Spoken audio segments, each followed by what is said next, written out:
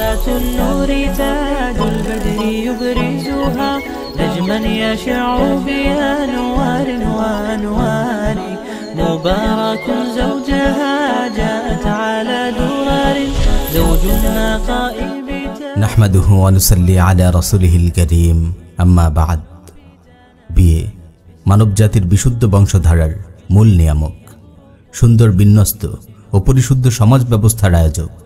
বিয়ে নারী পুরুষের পবিত্র, পরিচ্ছন্ন ও ভারসাম্যপূর্ণ বন্ধনের নাম। বিয়ে প্রেম, প্রীতি আর ভালোবাসার নির্মল ঝর্ণার উৎসমুখ। বিয়ের মাধ্যমে গোড়াপত্তন হয় সভ্য সমাজের প্রথম মৌলিক প্রতিষ্ঠান পরিবারের। সুস্থ, সুখী ও সমৃদ্ধ মুসলিম পরিবারের উপর ভর করেই গড়ে ওঠে আদর্শ মুসলিম সমাজ।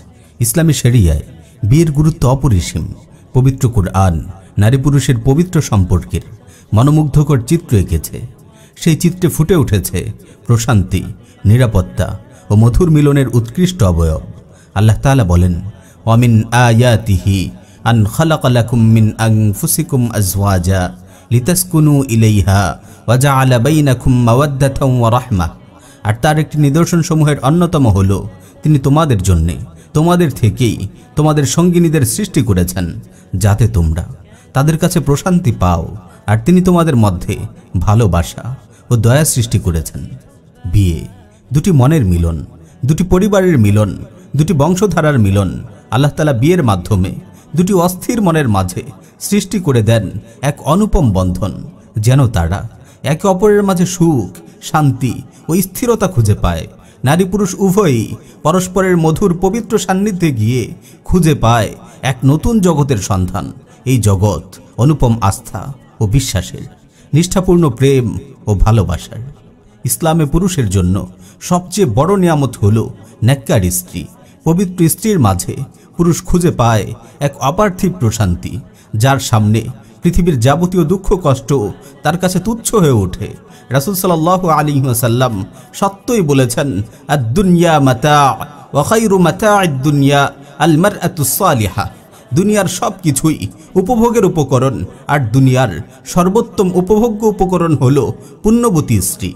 বিয়ের মাধ্যমে নারী পুরুষ উভয়ই লাভ করে একটি পবিত্র জীবন, বেঁচে থাকে সব অন্যায় অবিচার থেকে, পৃথিবীর বুকে রেখে যায় নিজের রক্তের প্রতিনিধি, নিজের বিশুদ্ধ বংশধর। পাশ্চাত্য সমাজ আজ বিয়ের নিয়ামত থেকে বঞ্চিত হয়ে পশু সমাজে পরিণত হয়েছে। ভেঙে পড়েছে তাদের পরিবার ব্যবস্থা, ধসে পড়েছে সমাজ কাঠামো। আমেরিকার সাবেক প্রেসিডেন্ট ক্লিন্টন জাতির উদ্দেশ্যে দেয়া তার এক ভাষণে স্বীকার করেছে, তাদের দেশের অধিকাংশ সন্তানই বিয়ে বহির্ভূত সম্পর্কের ফসল, যাদের আমরা জারজ বলে থাকি। অস্থির, অশান্ত, পিতৃ পরিচয়হীন এই মানুষগুলো পশুর চেয়েও হিংস্র হয়ে উঠেছে। বিভিন্ন দেশে মানবতাকে গুড়িয়ে দিয়ে তারা উল্লাস প্রকাশ করছে। একবিংশ শতাব্দীর পৃথিবীতে মানুষের রক্ত নিয়ে যে হোলি খেলা চলছে, তার পেছনে এই বর্বর বিয়েহীন পাশ্চাত্য সমাজ ব্যবস্থার বিরাট ভূমিকা রয়েছে।